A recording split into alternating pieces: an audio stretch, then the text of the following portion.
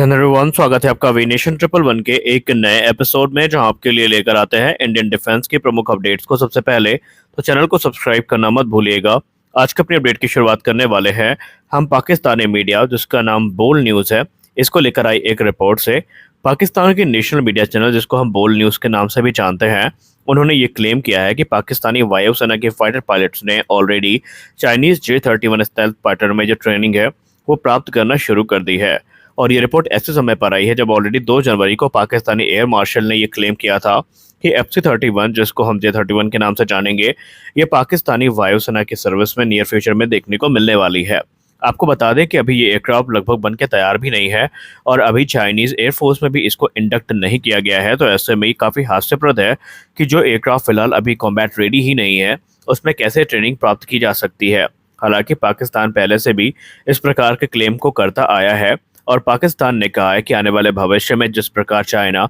पाकिस्तान को समर्थन दे रहा है, पहले J-17 थंडर, फिर J-10 और अब FC-31, वो लगातार पाकिस्तानी वायुसेना की ताकत को मजबूत कर रहा है। आपको बता दें कि अभी हाल ही में एक इंटरनेशनल मीडिया की रिपोर्ट सामने आई थी, जहां पर कहा गया था कि खुद चाइना की नौसेना में ये जो एयरक्राफ्ट है ये 2032 से पहले आ जाए, बहुत बड़ी बात होगी। और ऐसा बिल्कुल भी नहीं है कि चाइना एक साथ पाकिस्तान को भी इनको सप्लाई करना शुरू कर देगा। पहले चाइना इंडक्ट करेगा और बाद में ये पाकिस्तान को मिलेंगे, यानी तकरीबन 2035 तक तो फिलहाल इसकी कोई संभावना नजर नहीं आती। हमारी अगली बड़ी update man portable anti tank guided missile को लेकर आ रही है। Man portable anti tank guided missile, जो कि इस समय भारत में निर्माणाधीन है और ये DRDO की संस्था के द्वारा डेवलप की जा रही है।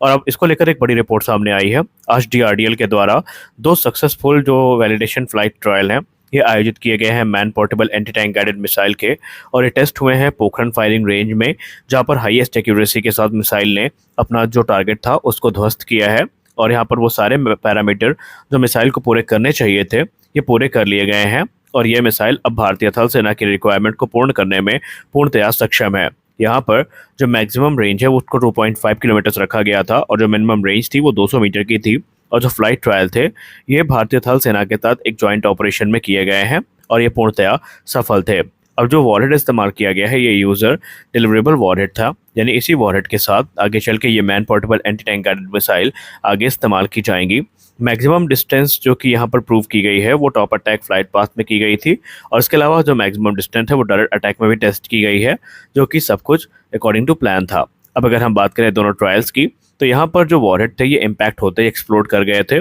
और जो सभी डायनेमिक्स थी वो स्मूथ थी और जो प्रेडिक्टेड था वही रिजल्ट यहाँ पर प्राप्त हुआ है। यहाँ पर एक थर्मल टारगेट सिस्टम को इस्तेमाल किया गया था, जो कि एक एक्चुअल जो मेन बैटल टैंक का थर्मल सिग्नेचर होता है उसको सिमुलेट कर रहा था, और जो मिसाइल थी इसने टारगेट को हिट किया है। आपको बता दें कि यहाँ पर ये जो man portable anti tank guided missile है ये 3rd जनरेशन की एंटी टैंक गाइडेड मिसाइल है, जो कि भारत के द्वारा विकसित किया जा रहा है और इसे BDL के द्वारा मैन्युफैक्चर किया जाएगा। आने वाले भविष्य में ये जो मिसाइल है ये बड़ी संख्या में मैन्युफैक्चर की जाएगी और ये इंडियन आर्म फोर्सेस की रिक्वायरमेंट को पूरा करने में सक्षम है, क्योंकि हम सब जानते हैं आज के मॉडर्न वॉरफेयर में एंटी टैंक गाइडेड मिसाइल्स का जो रोल है वो काफ़ी ज़्यादा महत्वपूर्ण बन चुका है। और रशिया यूक्रेन युद्ध में हमने देखा कि ये बहुत बड़ा नुकसान पहुँचाने में सक्षम भी है, और इसीलिए भारत भी अब अपनी खुद की MPATGM को लेकर गंभीर है। एक तरफ जहां अमेरिका अपने B-21 रेडर की पहली उड़ान को आयोजित कर चुका है और लगातार जो वैलिडेशन ट्रायल है इनको ये पूरा कर रहा है, और आने वाले भविष्य में एक बड़ी संख्या में अमेरिकी वायुसेना की फ्लीट में ये हमें देखने को मिलेंगे, तो हम सबको चौंकाने वाली रिपोर्ट का सामना करना पड़ रहा है जो कि रशिया से है।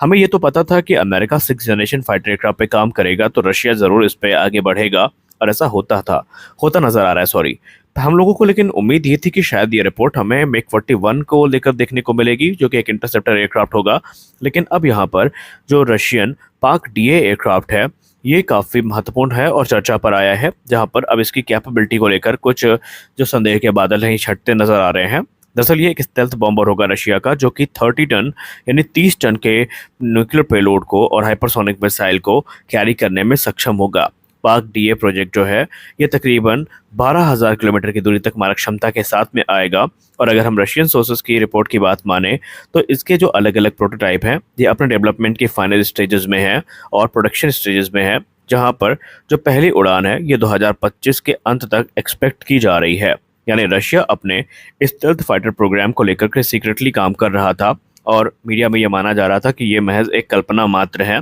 लेकिन इस समय दुनिया की नज़र रशिया के ऊपर इसलिए भी है क्योंकि अगर ये स्टेल्थ बॉम्बर तैयार हो रहा है तो मिग 41 जो कि आमतौर पे काफ़ी चर्चा में था, उस पे कहीं ना कहीं कार्य शुरू अवश्य हुआ है और उसको लेकर के भी जो रिपोर्ट्स है वो निकट भविष्य में देखने को मिल सकती हैं। आपको याद होगा तेजस की वीडियो में हमने कहा था कि अगर सही मायने में हमें आत्मनिर्भरता को प्राप्त करना है तो हमें सारे क्रिटिकल टेक्नोलॉजीज को विकसित करना पड़ेगा जो कि एक एयरक्राफ्ट के निर्माण के लिए ज़रूरी होती है, क्योंकि हम लोग इम्पोर्टेड टेक्नोलॉजी पर आश्रित रहकर आत्मनिर्भरता को प्राप्त नहीं कर सकते। और शायद देर से ही सही पर हिंदुस्तान एरोनॉटिक्स लिमिटेड ने इस क्षेत्र में एक बड़ा कदम उठाया है। तेजस मार्क 1 प्रोग्राम से अलग अब हिंदुस्तान एरोनॉटिक्स लिमिटेड आडा के साथ कोलैबोरेट करेगी तेजस मार्क 2 प्रोग्राम में। और यहाँ पर जो की फोकस होगा इस पार्टनरशिप का, ये तेजस मार्क 2 के एयरक्राफ्ट के जो एयर इनटेक हैं इनको एकोमोडेट करने का होगा, जो कि पोटेंशियल इंजन चेंजेस के लिए ज़रूरी है फ्यूचर में। क्योंकि आप सबको पता है शुरुआत में हमने भी यही बात कही थी कि तेजस मार्क 2 में हमें मॉडुलर इंजन डिज़ाइन फिलॉसफी देखने को मिलेगी,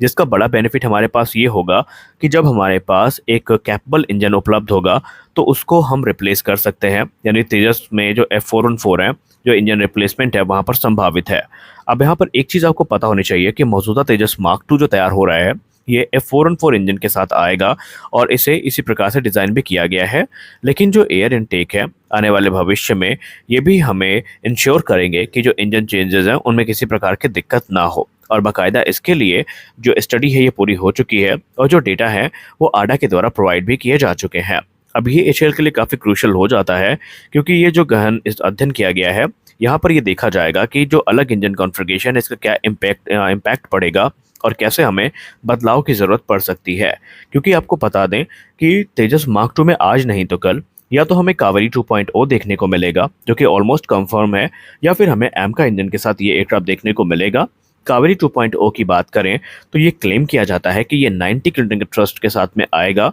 और यहाँ पर एमका इंजन की बात करें तो ये 115 से 120 किलोन्यूटन के थ्रस्ट के साथ में आएगा। हालांकि चांसेस यहाँ पर एमका इंजन के ज़्यादा हैं, लेकिन यहाँ पर अभी कुछ भी कहना जल्दबाजी होगी। हालांकि एमका इंजन की बात करें तो अभी सिर्फ यह अपने नेगोशिएशन के अर्ली स्टेजेस में है और अभी तक ये प्रोग्राम फाइनलाइज नहीं हो पाया है। जबकि कावेरी इंजन प्रोग्राम की बात की जाए तो dry Kaveri engine already validation को प्राप्त करने के काफ़ी नज़दीक है, और जैसे ही वैलिडेट हो जाती हैं चीज़ें तो तेजस के अर्लियर प्रोटोटाइप में इसको टेस्ट किया जाएगा और प्राप्त डेटा के आधार पर कावेरी 2.0 प्रोग्राम को आगे बढ़ाया जाएगा। और उससे जो डेटा प्राप्त होगा उससे कावेरी 2.0 की जो आधारशिला है वो रखी जाएगी। क्लेम की बात करें तो कावेरी 2.0 को लेकर ये क्लेम किया जाता है कि ये 90 से लेकर के 98 किलोन्यूटन तक का थ्रस्ट जनरेट करने में सक्षम है, और 98 किलोन्यूटन के मार्क को अगर ये टच कर लेता है तो सेम लीग में आ जाएगा जिसमें F414 है। तो हमें इंजन स्वैपिंग कंफर्म है देखने को मिलेगी। बस ये देखना है कि ये चीज़ें कब तक देखने को मिलने वाली है,